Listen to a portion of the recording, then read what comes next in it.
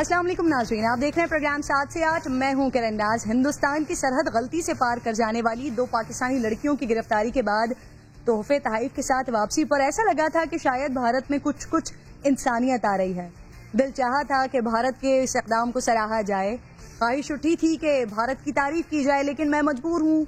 भारत को इज्जत रास नहीं है, ये वो दुम है जिसने टूट जाना है लेकिन सीधा नहीं होना। तो जनाबे वाला किस्सा ये है कि मोदी जी के चूजे फिर से चाय पीना चाहते हैं, पाकिस्तानियों के हाथों दोबारा धुलना चाहते हैं, पाकिस्तानी फौज से लद्दाख वाले थप्पड़ चाहते हैं, मोदी जी गलवान वाले ड्रामे करना चाहते हैं, दरख्त गिराकर बंदे मार देने के दावे करना चाहते हैं, दुनिया को अपने ऊपर खुलकर हंसने का फिर से मौका देना चाहते हैं। किस्सा मुख्तसर ये कि मोदी जी कंट्रोल लाइन पर गड़बड़ करके खित्ते का अमन तबाह करना चाहते हैं।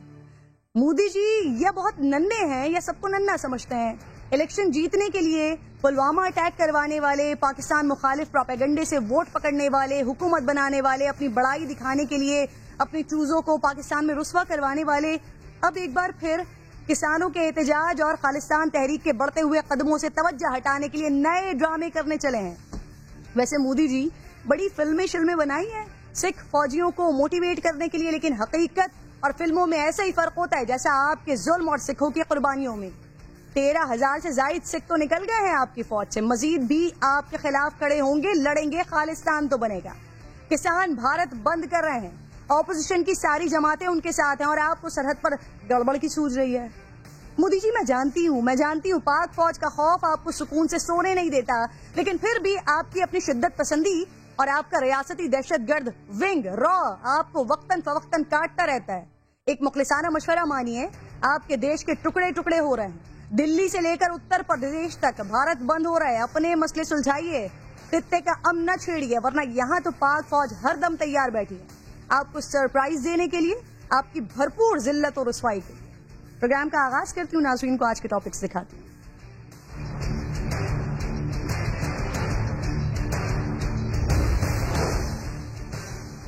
कुछ भी करो, इमरान खान को हटाओ।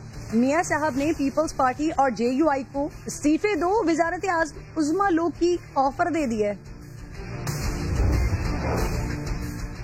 मुल्क की सियासी तारीख चंद ही साल बाद खुद को दोहरा रही है। तब्दीली सिर्फ इतनी आई है कि अब माजी हुक्मरान सड़कों पर आने के लिए पड़तोल रहे हैं, माजी की ऑपोजिशन हुकूमत बचाने में मसरूफ है।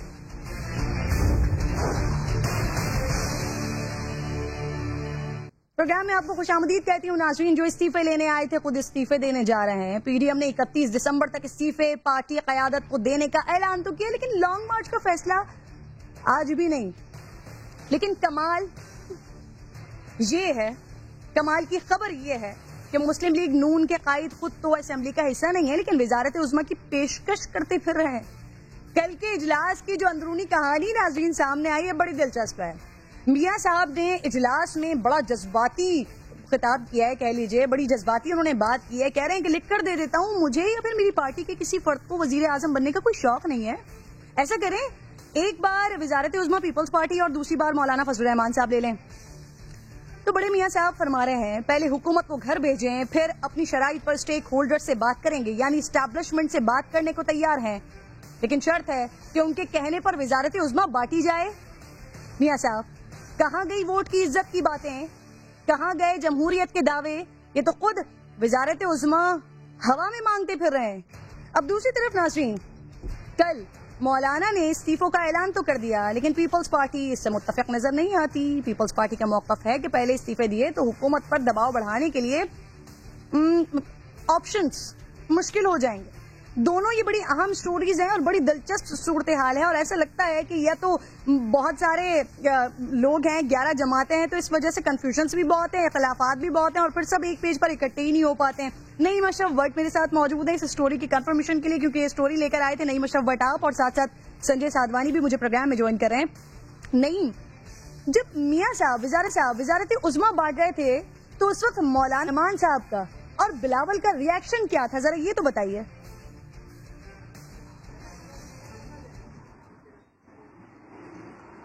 जी, रिएक्शन तो यकीनन उन्हें अंदर से तो खुशी हो रही होगी क्योंकि एक बड़ा स्टेक होल्डर जो है मुस्लिम लीग नून, उनका लीडर जो है, उनके कायद नवाज शरीफ, ایک جو بالآخر جو کہ ایک سیاست کا اینڈ ہوتا ہے کہ حکومت میں آنا، اس پہ وہ 2 ٹرمز جو نیکسٹ ہیں اس سے وہ بالکل لا تعلق ہو رہے ہیں، دستبردار ہو رہے ہیں اور کہہ رہے ہیں کہ میرا اگر یقین نہیں آپ کو، اور اگر کسی کے ذہن میں یہ ہے کہ ہمارے ذہن میں کوئی حکومت یا وزارت عظمیٰ ہے تو میں لکھ کر دے دیتا ہوں کہ اگلی ٹرم میں پیپلز پارٹی اپنا وزیر اعظم لے آئے اور اس سے آگے مولانا فضل الرحمان لے آئیں۔ یہ ہوا اس لیے کہ جب میاں صاحب نے شروع میں کہا کہ ہمیں فوری استعفے دینے ہیں، اس پر پیپلز پارٹی ظاہر ہے وہ فوری تو تیار نہیں تھی، انہوں نے کہا کہ اصولی ہمارا فیصلہ تو ہے، اتفاق کرتے ہیں استعفوں سے، لیکن ابھی نہیں، اس کو آگے لے کے جائیں۔ پھر میاں صاحب تھوڑے جذباتی ہوئے اور کہا کہ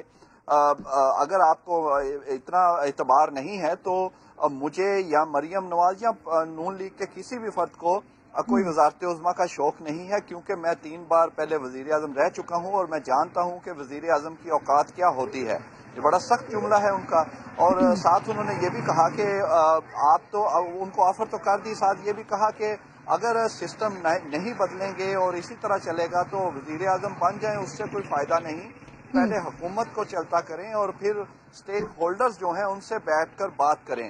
یہ اہم بات ہے کہ اسٹیک ہولڈر سے بات بالآخر ان کو کرنی ہے، اور بے شک ان کے خلاف بیانیہ ہے، سب کچھ ہے، لیکن ان سے بیٹھنا پڑے گا اور بیٹھنے کے لیے یہ تیار ہوں گے، لیکن ان کا یہ پہلا کہنا ہے کہ حکومت جائے۔ جب یہ بات کی تو پیپلز پارٹی پھر تھوڑا خاموش ہوئی۔ پہلے تو ان کو ایک دیکھیں نا، ایک تو آفر اندر سے آ گئی اتنی بڑی، اور دوسرا نون لیگ کے اپنے جو خواہش مند تھے، جس میں ہو سکتا ہے مریم نواز کو بھی یہ خواہش ہو، ان کو بھی ان کے جو چکنا چور ان کے جذبات اور ان کی خواہشات ان کے ہاف کیے میاں صاحب نے، یہ کہہ کر، کیونکہ خود تو انہوں نے ابھی آنا نہیں، کوئی بننا نہیں۔ اگر نہیں مشرف بٹ اگر میاں صاحب اس طرح کی آفرز کر رہے ہیں تو پھر ووٹ کو عزت دو والے نعرے کو تو بالکل سائڈ پر رکھ دینا چاہیے، کہ ووٹ کی عزت پھر کہاں چلی گئی، کہ اگر میاں صاحب خود ساختہ یہ بانٹتے ہوئے پھر رہے ہیں کہ ایک دفعہ آپ لے لیجئے وزارت عظمیٰ اور دوسری طرف آپ لے لیجئے۔ آپ نے بڑی امپورٹنٹ بات کی کہ فوری طور پر تو تیار نہیں تھی، تو سنجے سادھوانی یہ تو ایک عام پرسپشن بھی تھا کہ پیپلز پارٹی اتنی آسانی سے استعفے نہیں دے گی، یا پی ڈی ایم کی تحریک کا حصہ تو رہے گی لیکن سندھ اسمبلی نہیں چھوڑے گی، سندھ حکومت نہیں چھوڑے گی، اور ابھی بھی کچھ اس طرح کی خبریں آ رہی ہیں، ابھی بھی پیپلز پارٹی تیار نہیں ہے کہ وہ سندھ حکومت تحلیل کی جائے، سندھ اسمبلی کو تحلیل کیا جائے، استعفے دیے جائیں۔ سنجے دیکھیں، پیپلز پارٹی سندھ اسمبلی چھوڑنے کو تو تیار ہے ہی نہیں، لیکن اب جو اہم پیش رفت ہے وہ یہ کہ جو استعفاؤں کا معاملہ ہے قومی اسمبلی سے یا دیگر اسمبلیوں سے، اس میں بھی پیپلز پارٹی نے تحفظات کا اظہار کیا ہے۔ پیپلز پارٹی کا موقف ہے کہ وقت سے قبل جو ہے اسمبلیوں سے استعفا دینا کوئی فائدہ نہیں ہوگا، سیاسی ہمارا مستقبل کیا ہے کہ ہم استعفا دے دیں۔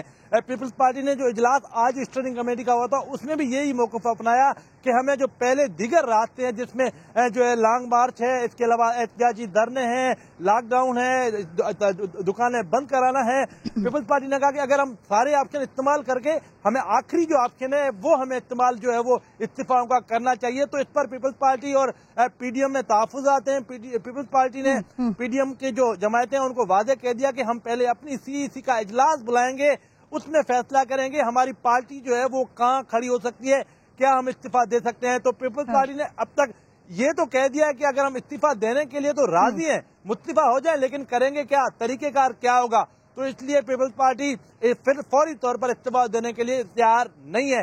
جب مولانا نے ان کو کہا کہ ایسا کریں، آپ اپنے اراکین سے استعفا لے کر اپنے پاس جمع کر لیں، انہوں نے کہا چلو ٹھیک ہے یہ کر لیتے ہیں، تو استعفا لے کر خود ہی کے استعفا پیپلز پارٹی کے پاس ہی جمع ہوں گے، اسپیکر کو کب جائیں گے یہ بات کی بات ہے، لیکن اب تک پیپلز پارٹی یعنی مولانا فضل الرحمان صاحب کی تجویز تھی، پھر کل میاں صاحب بھی مان گئے تھے، لیکن پیپلز پارٹی یہ استعفوں والی بات پر، سندھ حکومت چھوڑنے والی بات پر کہیں نہ کہیں کنفیوژن کا شکار ہی دکھائی دیتی ہے، اس لیے پھر آگے بات ہو رہی ہے، سی سی ہوگی اینڈ دین فیصلہ کیا جائے گا کیا ہوتا ہے۔ آپ دونوں میرے ساتھ موجود تھے، آپ کا بےحد شکریہ ناظرین۔ اب جب میں بڑھ رہی ہوں آگے تو میں آپ کو 2014 سے 2020 کا ذرا ایک سیکول دکھانا چاہتی ہوں، دیکھیے پھر آگے بات کرتے ہیں۔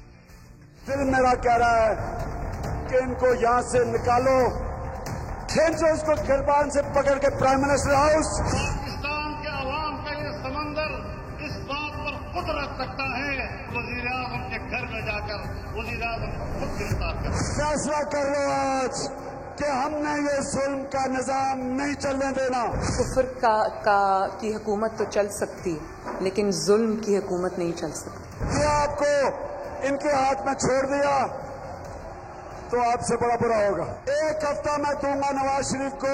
2 दिन की मोहलत है आपके पास। 24 घंटे की मार नहीं। अगले साल तक हमारा नया वजीर आजम होगा। वो जो डीजे भट्ट है वो तो ये सिर्फ ये म्यूजिक चलाता है, उसको किस खाते में आपने उठा के गायब कर दिया? किसी जमहूरियत में होता है? इमरान खान का मुकाबला टेंट सर्विस वालों से है और डीजे भट्ट से है। सो बेचारा छोटा आदमी अपनी छोटी ही जरिए दिखाएगा। 7 दिन, चलो 3 दिन, चलो 2 दिन, 24 घंटे। 2 दिन। अगले साल 24 घंटे में। 2 दिन। दिसंबर। नाज़रीन, कहते हैं तारीख खुद को दोहराती है। सियासत की मौजूदा रस्साकशी को देखकर सारा पाकिस्तानी मान गया कि जिस तरह इलेक्शन 2013 में तहरीक इंसाफ को शिकस्त हुई और खान साहब ने नवाज सरकार के खिलाफ धांधली का इल्जाम लगाकर भरपूर मुहिम चलाई, इसी तरह 2018 के इलेक्शन में मुस्लिम लीग नून की शिकस्त के बाद धांधली का वही शोर मचा और तहरीक का आगाज हो गया। उस वक्त खान साहब ने भी अवामी तहरीक के साथ इत्तेहाद किया था और आज भी नवाज शरीफ ने 11 जमातों के साथ इत्तेहाद करके पीडीएम के नाम से हुकूमत के खिलाफ महाज का आगाज किया। इमरान खान ने 2014 में असेंबली को जाली करार देकर वजीर आजम को मानने से इनकार किया, तो आज बिल्कुल उसी तरह ऑपोजिशन जमातें असेंबली को जाली करार देकर खान साहब को वजीर आजम मानने से इनकार कर रही हैं। तहरीक इंसाफ की हुकूमत ने भी रैलियों और जलसों के बाद कौमी असेंबली से इस्तीफों का ऐलान किया था। आज ऑपोजिशन ने भी वही किया, लेकिन कमाल ये है कि तहरीक इंसाफ ने भी केपी के असेंबली से इस्तीफे नहीं दिए थे और आज ऑपोजिशन भी सिंध हुकूमत छोड़ने को तैयार नहीं है। कुछ टाइमिंग का फर्क जरूर है। 2014 में आजादी मार्च का ऐलान हुआ था, तो आज लॉन्ग मार्च की प्लानिंग हो रही है। तहरीक इंसाफ ने भी हुकूमत के खिलाफ सिविल नाफरमानी की तहरीक का आगाज किया था। कुछ उसी तर्ज पर आज ऑपोजिशन किसी मामले में भी हुकूमत के रिट मानने को तैयार नहीं है। यहाँ तक कि कोरोना एसओपीज की खुल्लम खुल्ला खिलाफ वर्जी की जा रही है। 2014 में ऑपोजिशन में मौजूद जमातों ने तहरीक इंसाफ का साथ नहीं दिया था, जिनमें पीपल्स पार्टी सरे फहरिस्त है, जो धरनों की सियासत के खिलाफ थी। लेकिन आज 2020 में वही जमातें हैं तो तहरीक इंसाफ के आज भी खिलाफ हैं, लेकिन धरनों की सियासत में भी पेश है। मुमासिलत की इंतहा नाज़रीन, मुमासिलत की इंतहा वो ये है कि तहरीक इंसाफ के जलसों में जाने से रोकने के लिए नवाज सरकार ने डीजे भट्ट को हिरासत में लिया था और इस वक्त शोर मचाने वाले खान साहब की हुकूमत ने आज वही काम किया। डीजे भट्ट फिर जेरे हिरासत है। कमाल है, लगता है ऐसा जैसे 2014 उठकर 2020 में आ गया है। सिर्फ चेहरे बदल गए हैं, सिर्फ किरदार बदल गया है, वही ऑपोजिशन है, वही मसले हैं और उन्हीं मसलों को लेकर फिर से वही एपिसोड रिपीट की जा रही है। अपना इस्तीफों का शोर है, लेकिन क्या इस्तीफों से वजीर आजम पाकिस्तान घर जा सकते हैं? आईने पाकिस्तान इस हवाले से क्या कहता है? अगर सारी ऑपोजिशन मिलकर भी मुस्ताफी हो जाए तो क्या मुल्क में जनरल इलेक्शंस करवाना नागुज़ीर हो जाएगा? क्या आइन के तहत इमरान खान को तख्त छोड़ना होगा? जब हमने कानूनी माहिरीन से बात की है, उनकी राय ली है, तो सुनिए उन्होंने क्या जवाब दिया। आइन बहुत इसको वाजे करता है, इस पोजीशन को। आर्टिकल 224 आर्टिकल है आइन का, और वो ये कहता है कि अगर कोई रिजाइन करे, चाहे वो 1 सीट हो या ज्यादा सीटें हों, तो 90 दिन के अंदर अंदर ज़िमनी इंतखाबात कराने होते हैं। यानी कि अगर सारी ऑपोजिशन रिजाइन कर जाती है तो आइन कहता है कि आप इलेक्शन कराएं, जो इलेक्शन आप सारी सीटों पे कराएंगे, जनरल इलेक्शन नहीं, बाय इलेक्शन। इज्तिमाई इस्तीफों का कॉन्सेप्ट जो है वो कहीं पे नहीं है। गो के जो है ना इंडिविजुअली जो है वो इस्तीफे दिए जा सकते हैं, और वो चूंकि हर इंडिविजुअल का इस्तीफा आ जाएगा और वो ज्यादा तादाद में हो जाएंगे, तो इसके बाद लीगली तो बाउंड नहीं है कि हुकूमत किसी तरह भी कि वो घर चली जाए। दूसरा, वैसे भी वो तमाम का तमाम निज़ाम जो है ना वो लीगली नहीं मगर पॉलिटिकली बैठ जाए। एक आर्टिकल नहीं है कि अगर ऐसी सूरत हाल पैदा हो तो इसमें इसका हल क्या होगा। तो साफ ज़ाहिर है कि जब सारी अपोजिशन चली जाएगी तो सिर्फ और सिर्फ प्राइम मिनिस्टर और उसकी कैबिनेट और उसके जो पीटीआई, उसके जो एलाइज हैं, वो रह जाएंगे। अच्छा नाज़रीन, अब एक सवाल और उठ रहा है जो कि मौलाना साहब अपनी आज की तकरीर में भी कह गए हैं। सूबाई असेंबलियों से इस्तीफा इसलिए देंगे ताकि सेनेट इलेक्शन का रास्ता रोका जा सके। तो वाकई क्या अगर ऑपोजिशन सूबाई असेंबलियों से इस्तीफा दे दे या सिंध असेंबली तहलील भी हो जाए तो सेनेट इलेक्शन मुलतवी हो सकते हैं? आईने पाकिस्तान इस हवाले से क्या कहता है, इस पर भी मैंने कानूनी माहिरीन की राय ली है, वो भी सुनवाती हूँ आपको। بارے میں جو ہے نا دستور آپ کا خاموش ہے. اس میں ایسا ممکن ہے کہ 3 صوبوں میں کروائے جائیں اور چوتھے صوبے میں پھر اس کے بعد جو ہے نا وہاں پہ الیکشن ہو. اگر ممکنات کی بات کریں گے تو چوتھے صوبے میں الیکشن ہو, وہاں پہ پھر اسمبلی بنے اور اس کے بعد وہاں سے سینٹ کا کوئی جو ہے نا جو بھی سیٹ اپ ہے وہ آئے, مگر پریکٹیکیبل یہ بھی نہیں ہوگا. سب کانسٹیٹیوشنل کرائسس کی صورتحال پیدا کریں گے, اور ہمارے آئین میں کوئی ایسا آرٹیکل نہیں ہے, کوئی ہمارے آئین میں کوئی ایسی چیز موجود نہیں ہے کہ اگر اس طرح کی صورتحال پیدا ہوگی تو اس کو کیسے اس کو ریمیڈی کیا جائے گا. تو میں یہ سمجھتا ہوں کہ اس لحاظ سے کوئی آئین میں کوئی آرٹیکل نہیں ہے. جب آئین میں کچھ نہیں ہے تو ایک ایسا بحران پیدا ہوگا جس کو کسی بھی طریقے سے حل نہیں کیا جا سکتا. دیکھیں, اگر تو جس طرح میں نے کہا کہ اگر تو ایک پارلیمنٹ ایک کانفرنس اسمبلی ڈیزالو ہو جاتی ہے, یعنی بالکل ہی نہیں رہتی, تو اس کے تو ایفیکٹ ہوگا.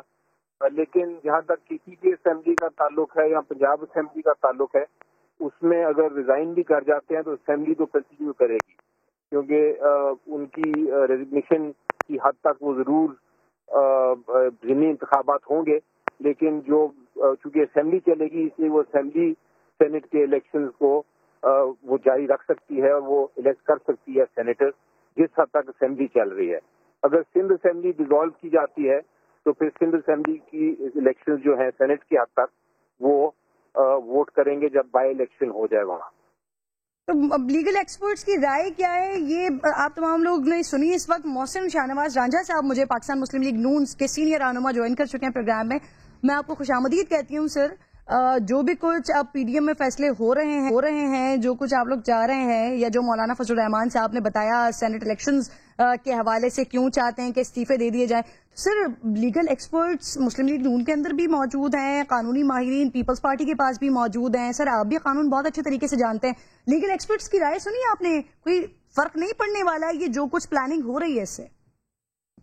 دیکھیں وہی تو ہمیں بہت اچھی طرح پتہ ہے, اور یہ اس کا لیگلی طور پہ تو قانونی اثرات اس کے وہ نہیں ہے, لیکن ایک حکومت کی اخلاقی قوت ہوتی ہے جس کی بنیاد کے اوپر وہ حکومت کرتی ہے. اور یہ دوسری بات یہ ہے کہ قانون کو ایک طرف چھوڑ دیں, ایک سیاست ہے. یہ استعفے سے قانونی اثر نہیں ہم دیکھ رہے کہ قانونی سچویشن کیا ہوگی اور ہاؤس کمپلیٹ نہیں ہوں گے تو اس میں کوئی سچویشن پیدا ہو جائے گی. ہم یہ دیکھ رہے ہیں کہ لوگ استعفے دینے کے بعد گھر نہیں بیٹھیں گے, یہ سڑکوں پہ آئیں گے اور سڑکوں کو گرم کریں گے.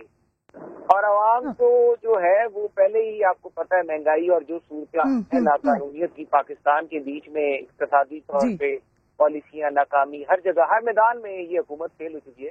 تو استعفے دینے کے بعد جتنے بھی عوامی نمائندے ہیں یہ سڑکوں پہ ہوں گے اور اسلام آباد کا رخ کریں گے. محسن صاحب آپ کو نہیں لگتا کہ اس طرح سے استعفے دینے کے بعد تو حکومت کو بالکل ہی فری ہینڈ دے دیا جائے گا نا؟ وزیر اعظم صاحب تو کہہ رہے ہیں وہ تیار ہیں ضمنی الیکشن کے لیے, اور اگر سر پھر 19 سیٹس پر ضمنی الیکشنز ہوتے ہیں تو پھر وہاں پر کیا Muslim League N Peoples Party P D M کے دیگر لوگ وہاں پارٹیسپیٹ کریں گے سر, حصہ لیں گے الیکشنز کا؟ دیکھیے آپ یہ سمجھتے ہیں کہ یہ الیکشن کروا لیں گے, یہ سمجھتے ہیں کہ یہ لوگوں کے استعفے لینے کے بعد حکومت چلا لیں گے, یہ ہمیں ایک ہفتے سے زیادہ حکومت چلا کے دکھائیں. محسن صاحب جب سے آپ لوگوں نے اس تحریک کا آغاز کیا ہے تو بالکل اسی طرح سے میں بھی, اگر آپ فالو کر رہے ہوں تو میں بھی ساری ہسٹری بھی دکھا رہی تھی کہ پاکستان تحریک انصاف بھی کیا دعوے کرتی رہی, لیکن ہوا تو آپ کی حکومت کو بھی کچھ نہیں تھا. تو سر آپ لوگ تو ابھی تک ایزمپشنز کے اوپر ہی جا رہے ہیں نا کہ یہ ہو جائے گا یہ ہو جائے گا. سر کوئی کانکریٹ پلاننگ شاید نہیں ہے پی ڈی ایم کے پاس ابھی؟ دیکھیے 1 نمبر اور 2 نمبر میں بڑا فرق ہوتا ہے جی. ہماری حکومت جو تھی وہ جائز اور جینون مینڈیٹ لے کے آئی ہوئی تھی, جس کو بعد میں سپریم کورٹ کے جوڈیشل کمیشن نے بھی مہر لگا دی. یہ تو ساری کی ساری گورنمنٹ جو ہے اس کے جتنے بھی لوگ ہیں, یہ جو الیکشن ہے اور جس طرح آر ٹی ایس وغیرہ بیٹھا, یہ تو سارا پروسیس ہی بوگس ہے. اور بوگس پروسیس کی نتیجے میں وجود میں آنے والی جو حکومت ہے اس کی تو ایک ہفتے میں اس لیے کہہ رہا ہوں ان کی ٹانگیں آسمان میں ہوں گی, آسمان کی طرف ہوں گی. اچھا محسن صاحب آپ نے یہ جو جینون ہونے کی بات کی, جمہوریت کی آپ لوگ بات کرتے ہیں, پیپلز پارٹی جمہوریت کی بات کرتی ہے, تو سر وزیر اعظم صاحب تو کہہ رہے ہیں کہ وہ نیشنل ڈائلاگ سے کبھی پیچھے نہیں ہٹے, پارلیمنٹ میں آئے, پارلیمنٹ میں آ کے بات کریں. تو سر کیا یہ آپشن صحیح نہیں لگتا کہ پارلیمنٹ میں جا کر مسئلے کو حل کیا جائے, سلجھایا جائے, سمجھایا جائے کہ آپ لوگوں کو پرابلم بیسکلی ہے کیا؟ میرے دل میں وہی بات آ رہی ہے کہ اب پچھتائے کیا جب چڑیاں چگ گئی کھیت. جب وزیر اعظم صاحب کو 2.5 سال کہتے رہی ہے اپوزیشن اور یہ ہر بات پہ کہتے تھے میں NRO نہیں دوں گا. بھائی ہمارے پاس قوت ہی نہیں NRO دینے کی. اپوزیشن اس میں یہ کہہ رہی ہے کہ اگر ملک چلانا ہے تو پارلیمنٹری جو نظام ہے حکومت کا اس کا ایک طریقہ کار ہے, اس میں اپوزیشن کا ایک کردار ہے, اس کردار کے مطابق حکومت چلائیے آپ. اور آپ اقتصادیات ہے, چاہے ہماری فارن پالیسی ہے, چاہے ہماری کورونا ہے, ہر جگہ پہ ہم بات کرنے کے لیے تیار تھے, لیکن یہ بات محسن صاحب آپ کون سے والے کھیت کی بات کر رہے ہیں سر؟ کہاں پر چڑیا چپ گئی ہے سر؟ کیونکہ یہاں تو ابھی تک لانگ مارچ کا اور استعفوں کا بھی فیصلہ نہیں ہو سکا سر, وہ بھی کل پر ٹل گیا ہے. کون سے کھیت کی بات کر رہے ہیں؟ چڑیا چپ گئی جب پارلیمنٹ میں پاکستان بھارت کشیدگی تھی اور بہت سخت حالات تھے, جنگ کی صورتحال تھی, تو اپوزیشن رہنماؤں کا اجلاس بلایا گیا. وزیر اعظم نے شرکت کرنے سے انکار کر دیا, اس نے کہا میں نہیں بیٹھوں گا. آرمی چیف کو بیٹھنا پڑا اپوزیشن رہنماؤں کے ساتھ. اس کے بعد کورونا کا مسئلہ آیا تو یک طرفہ تقریر کر کے چلے گئے, کسی کی بات نہیں سنی. پھر فیٹف کا بل آیا تو فیٹف کے بل میں الٹے دھمات لگا دی اپوزیشن پہ کہ یہ NRO مانگتے ہیں. تو ایسے نان سیریس اور نمائندوں کے ساتھ, لوگوں کے ساتھ, یا حکومت کے ساتھ, یا وزیر اعظم کے ساتھ کون بیٹھ سکتا ہے؟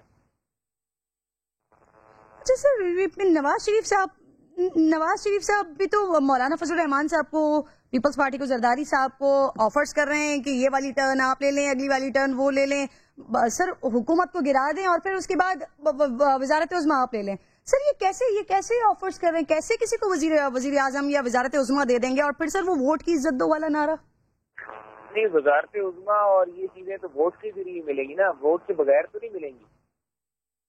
محسن صاحب وہی میں پوچھ رہی ہوں, وہ کہہ رہے ہیں کہ اسٹیک ہولڈر سے بات کریں گے, پہلے حکومت گرائیں پھر اسٹیک ہولڈر سے بات کریں گے, اپنی شرائط کے اوپر پھر یہ وزارت عظمیٰ بانٹ دی جائے گی. مولانا فضل الرحمان صاحب لے لیں, آصف علی زرداری صاحب لے لیں. سر دیکھیے, یہ تو PDM کے اندر ایک الائنس میں جتنے بھی لوگ بیٹھے ہیں ان کا ایک اپنا انٹرنل فیصلہ ہوگا کہ ظاہر ہے جو بھی انٹرسٹڈ ہیں, یا میرے علم میں تو یہ بات نہیں ہے ایگزیکٹلی مزاری نواز شریف صاحب کے حوالے سے, لیکن ایک سیاست کا اصول ہوتا ہے کہ اگر آپ ایک ٹیم ہے تو پھر ٹیم مشاورت سے فیصلے کرتی ہے. سر آپ کو یہ لگتا ہے کہ مسلم لیگ نون کو اکثریت نہیں ملے گی اگلے انتخابات میں؟ کیونکہ جس کو اکثریت ملے گی سر وزارت عظمیٰ تو اس کے پاس جائے گی نا. کیا میاں صاحب کو ایسا لگتا ہے؟ دیکھیے, وزارت عظمیٰ کا جو سوال ہوتا ہے, ابھی میں کہتا نا کہ ابھی بڑا لمبا سفر ہے, ابھی تو آپ نے ابھی شروعات ہے. اس وقت اس طرح کی بات کرنا میں سمجھتا ہوں کافی پریمیچور ہے. سر ویسے یہ بات اس لیے ہو رہی ہے کیونکہ میاں صاحب نے چھیڑی ہے. اب یہ بتائیے کہ اگر مسلم لیگ نون نے اکثریت حاصل کر بھی لی تو کیا وزارت عظمیٰ پیپلز پارٹی کو دے دی جائے گی؟ سر ایسا کہہ رہے ہیں آپ؟ بات آئی ہے, ٹویٹر اکاؤنٹ کی بات آئی ہے. محسن صاحب کیا, محسن صاحب ریپیٹ کیجیے گا, آپ کیا کہہ رہے ہیں سر؟ میں کہہ رہا ہوں یہ میاں نواز شریف صاحب نے آفیشیلی کوئی بیان جاری کیا ہے؟ سر یہ کل کے اجلاس کے اندر کی کہانی ہے ہمارے پاس. سر چھوڑیں ماشاءاللہ اتنا بڑا چینل ہے, ماشاءاللہ اتنی بڑی اینکر ہیں آپ کیا سنی سنائی باتوں پہ؟ نہیں سر, یہ سنی سنائی باتیں نہیں ہیں. آپ کو پتا ہے سمر ٹی وی کی جتنی بھی خبریں آ رہی ہوتی ہیں وہ آگے جا کے پھر اتھینٹک ہوتی ہے. آپ کہہ دیں, آپ کہہ دیجیے کہ انہوں نے نہیں کہا, ہم چلا دیتے ہیں. فی الحال تو یہ ہیر سے ہے, سنی سنائی بات ہے, اس پہ تو میرا خیال سے گفتگو کرنا بنتا ہی نہیں. آپ کہہ دیں کہ انہوں نے نہیں کہا, آپ تردید کریں, میں چلا دیتی ہوں. دیکھیے میں تو کہہ رہا ہوں کہ سنی سنائی بات ہے, آپ کے پاس کوئی سورس تو ہے نہیں, آپ کے پاس تو یہ ہے کہ اجلاس میں یہ ہوا. سر آپ تردید بھی تو نہیں کر رہے نا محسن صاحب, آپ تردید بھی تو نہیں کر رہے. آپ تردید کر دیتے میں چلا دیتی. بہرحال جو میرے پاس خبر ہے وہ میں ناظرین کو بتا رہی ہوں. بہت بہت شکریہ محسن راجہ, میں آپ ساتھ موجود ہیں. ایک چھوٹا سا بریک لینا ہے ناظرین, بریک کے بعد واپس آتی ہوں.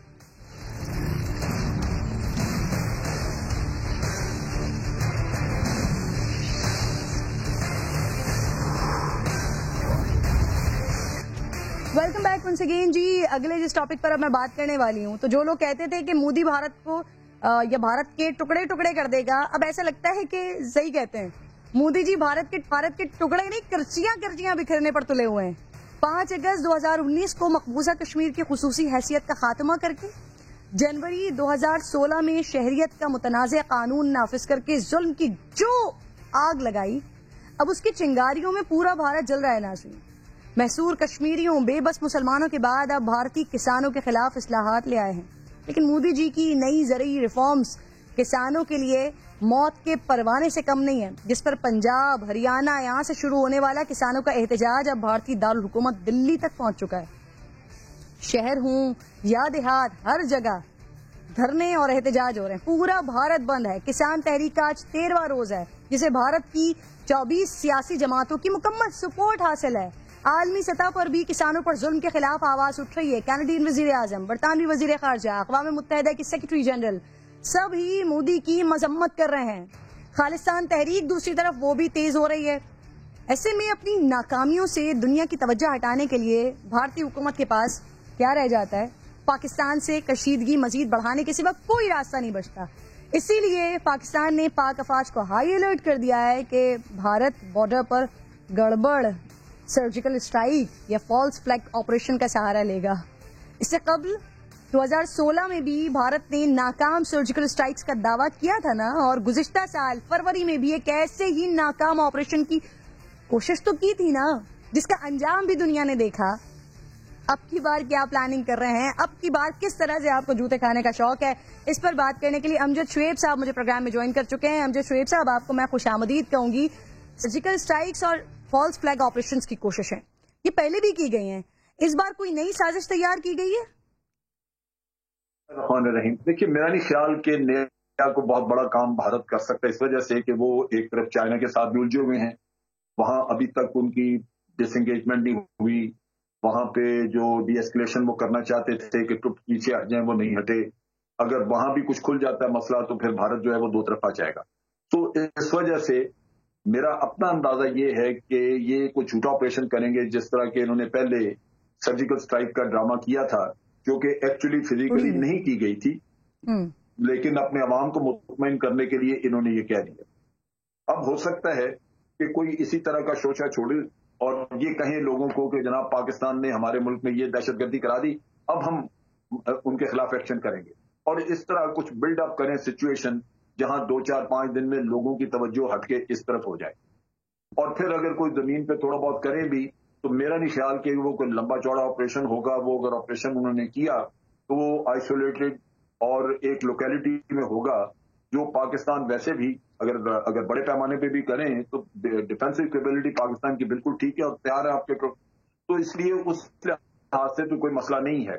لیکن یہ ضرور ہے کہ وہ جب اپنی بتائے گا کہ جس طرح ہم بالا کوٹ گئے تھے، 350 لوگ مار آئے، ان کے لوگ یقین کرتے ہیں اور وہ ان کی توجہ بڑی ایک طرف ہو جاتی ہے، وہ اپنے دکھ بھول کے مودی کو واہ واہ کرنا شروع کرتے ہیں۔ امجد صاحب، مودی اپنی چالباز نہیں آ رہی، یہ کھیل تو اب گلے نہیں پڑا، آپ کو نہیں لگتا ان کے؟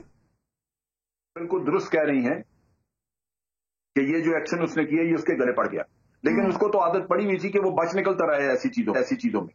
اگر اس نے سٹیزن شپ ایکٹ کیا تھا تو وہ ڈٹا رہا ہے، باوجود اس کے کہ اس نے دہلی کے فسادات دیکھے، کئی قتل کروا دیے، لوگ مروا دیے، اور اسی طرح کشمیر آج دن تک لہو لہان ہے، لیکن اس نے آرٹیکل 370 واپس نہیں لیا۔ یہ قدم بھی اس نے اٹھایا ہے، کوشش اس کی یہی ہے کہ اگر کچھ لوگ اس میں مارنے بھی پڑے تو مار دیں گے، لیکن میں نے اپنا سٹیپ واپس نہیں لینا۔ مودی کی اپنی کامیابی کا جو راز ہے وہ یہی ہے کہ ان کا ہندو ووٹر یہ سمجھتا ہے کہ یہ اسٹرانگ مین ہے۔ شکریہ امجد شعیب صاحب۔ فاروق حمید صاحب بھی مجھے پروگرام میں جوائن کر چکے ہیں، دفاعی تجزیہ کار، بہت بہت شکریہ سر آپ کا۔ سر، خالصتان تحریک کے حوالے سے بھی میں بات کر رہی ہوں، خالصتان تحریک کے رہنما ہیں، بھارتی فوجیوں سے سر استعفوں کے لیے کہہ رہے ہیں، اور تقریباً 13,000 سے زائد فوجیوں کے استعفوں کی خبریں بھی دے رہے ہیں ذرائع، ان کی اپنی رپورٹس ہیں انڈیا کی۔ سر، کوئی بڑی بغاوت ہو سکتی ہے؟ بسم اللہ الرحمن الرحیم، بہت شکریہ۔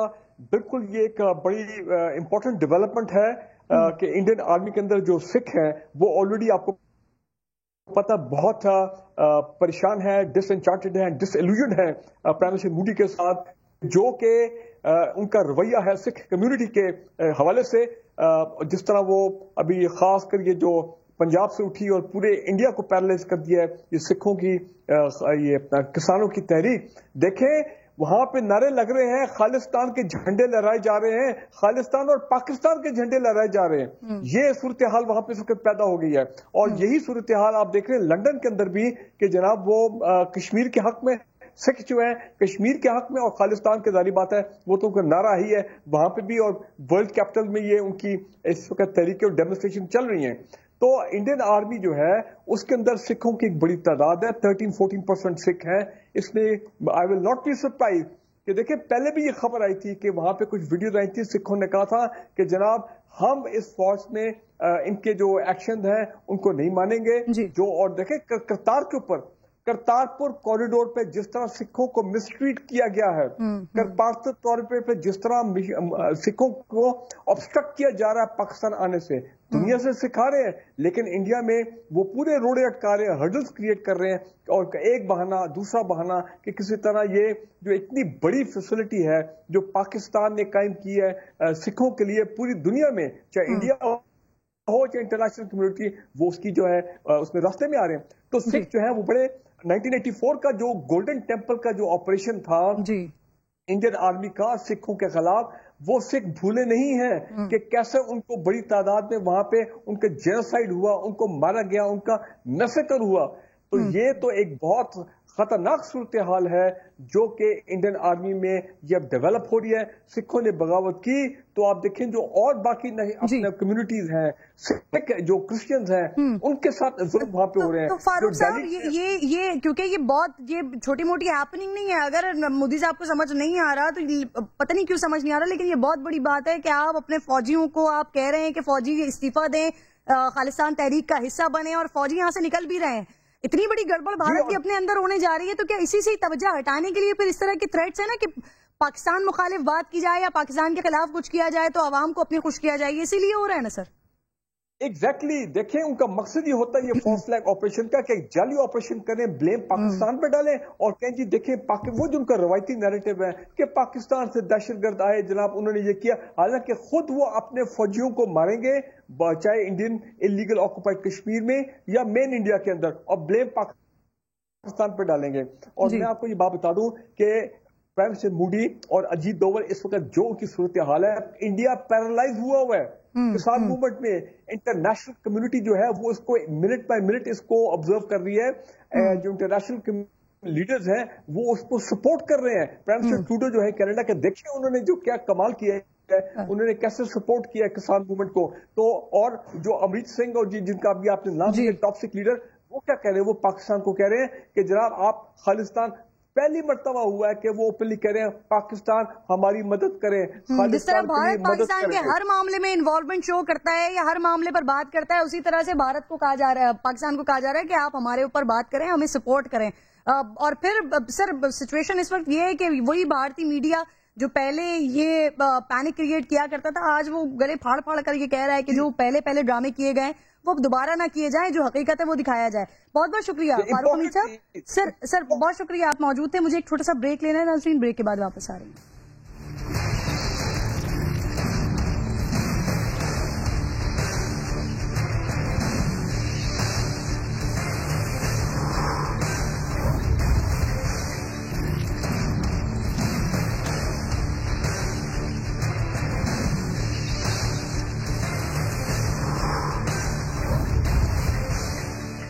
वेलकम बैक वंस अगेन जी। अब बात कर रही हूँ उस फितने की जिस पर आज़ादी इजहार राय का खौल चढ़ाकर मगरबी दुनिया इस्लामोफोबिया का खन्नास निकालती है।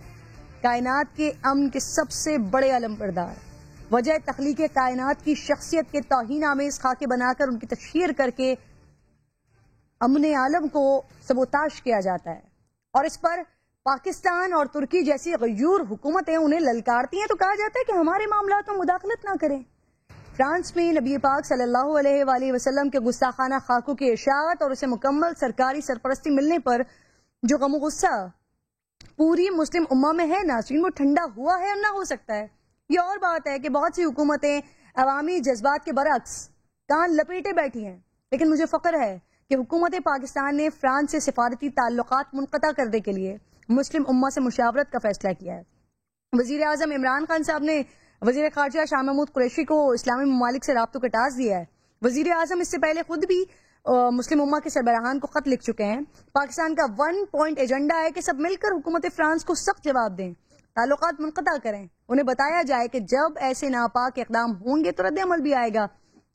लेकिन ये इतना आसान नहीं है, کیونکہ پوری امت مسلمہ یہ چاہتی ہے کہ مغرب کو بھرپور جواب دیا جائے. تاجروں اور عوام نے اپنے کئی فرانسیسی مصنوعات کا بوائیکاٹ بھی کر رکھا ہے، لیکن اسے سرکاری سرپرستی نہیں ملی ہے، کیونکہ عرب دنیا کے حکمران ذاتی مفادات اور تجارتی مقاصد کے باعث کوئی بڑا قدم اٹھانا تو دور، کھل کر فرانس کی مذمت بھی نہیں کر رہے ہیں. جو بات نہیں کرتے وہ بوائیکاٹ کیسے کریں گے؟ یقیناً یہ ٹاسک حکومت پاکستان کے لیے بھی بہت بڑا چیلنج ہوگا. پاکستانی علماء اس فیصلے کو کس طرح سے دیکھ رہے ہیں؟ وفاق المدارس کے سیکرٹری جنرل ہیں، مجھے جوائن کر چکے ہیں حنیف جالندری صاحب. بہت بہت شکریہ سر آپ کے وقت کا. سب سے پہلے تو یہ بتائیے وزیر اعظم صاحب کے اس اقدام کو کس طرح سے دیکھ رہے ہیں آپ، اس فیصلے کو، اس اسٹیپ کو کیسے دیکھ رہے ہیں؟ بسم اللہ الرحمن الرحیم. السلام علیکم ورحمۃ اللہ وبرکاتہ. بہت شکریہ. میں سمجھتا ہوں کہ وفاقی کابینہ نے وزیر اعظم کی زیر صدارت اجلاس میں یہ جو فیصلہ کیا ہے، یہ اس لحاظ سے تو مناسب فیصلہ ہے کہ پوری امت مسلمہ کا ایک موقف ہونا چاہیے. مسلم ممالک کے تمام حکمران ایک پیج پر ہوں، رحمت عالم حضور اکرم صلی اللہ علیہ وسلم کی عزت و ناموس کے تحفظ کے حوالے سے بھی، اور اسی طرح پر مسلمانوں کے حقوق کے تحفظ کے حوالے سے بھی. لیکن جو موجودہ صورتحال تھی اس میں مطالبہ یہ کیا جا رہا تھا، اور حکومت نے اس پر بعض لوگوں سے وعدہ بھی کیا تھا جب انہوں نے اسلام آباد میں احتجاج کیا، کہ ایک پاکستان اپنا احتجاج ریکارڈ کرائے، اور جس طرح فرانس نے گستاخانہ خاکوں کی سرپرستی سرکاری سطح پر کی ہے، اس پر اپنا ایک احتجاج اس انداز میں ریکارڈ پر لائے کہ فرانس کے سفیر پاکستان میں جو ہے ان کو واپس بھیجا جائے، اور جو پاکستان کا سفیر فرانس میں ہے اس کو واپس بلایا جائے. یہ اس طرح کے علامتی احتجاج یہ ایک روایت ہے، مگر میں سمجھتا ہوں کہ اس مطالبے کو نظر انداز کر دیا گیا، بلکہ اس پر جو کمٹمنٹ تھی، جو وعدہ کیا گیا تھا، اس کا بھی خیال نہیں رکھا گیا. اور جہاں تک بات ہے مسلم امہ سے بات کرنے کی، تو ابھی حال ہی میں OIC کا اجلاس ہوا، تو پھر یہ فیصلہ تو کابینہ کو پہلے کرنا چاہیے تھا، اور اس کے اندر OIC کے اندر اجتماع میں یہ بات اٹھانی چاہیے تھی، اور وہاں تمام وزرائے خارجہ اور اس طرح مختلف مسلمان ممالک کے جو نمائندے تھے ان سے بات ہونی چاہیے تھی. اب تو یہ معاملہ ایک طرح کا اس کو معلق کرنا، لٹکانے والی بات ہے. میں نہیں سمجھتا کہ یہ کوئی اتنی آسان بات بھی ہوگی، اس لیے کہ تمام مسلمان ممالک ہیں، ان کا جو اب تک انداز رہا ہے وہ تو کوئی حوصلہ افزا نہیں ہے، بلکہ میں مایوس کن کہوں اس حوالے سے تو غلط نہیں ہوگا. صحیح. حفیظ جالندری صاحب بہت بہت شکریہ پروگرام میں آپ ساتھ موجود تھے. ناظرین، یہ امپورٹنٹ ڈیولپمنٹ پاکستان کی طرف سے کہ تمام مسلم امہ کو سرکاری سطح پر، کیونکہ تمام مسلم امہ یہ چاہتی تو ہے کہ اس کے اوپر بڑا اسٹیپ لیا جائے کوئی، لیکن سرکاری سطح پر کوئی پذیرائی نہیں ہوتی. تو یہ بہت امپورٹنٹ تو ہے، لیکن منانا، اور عرب ممالک جن کے پچھلے جتنے بھی معاملات رہے ہیں وہاں ذاتی مفادات زیادہ اہمیت رکھتے ہیں، تو اس معاملے پر یہ مسلمانوں کے لیے سب سے بڑا معاملہ ہے. اس معاملے پر ایک کرنا یقیناً پاکستان کے لیے، ترکی کے لیے بہت مشکل ہوگا، لیکن انشاءاللہ امید ہے کہ یہ ضرور کیا جائے گا. اپنا خیال رکھیے گا. پروگرام کا وقت ختم ہو گیا. ملاقات ہوگی آپ سے کل. اللہ نے کے بعد.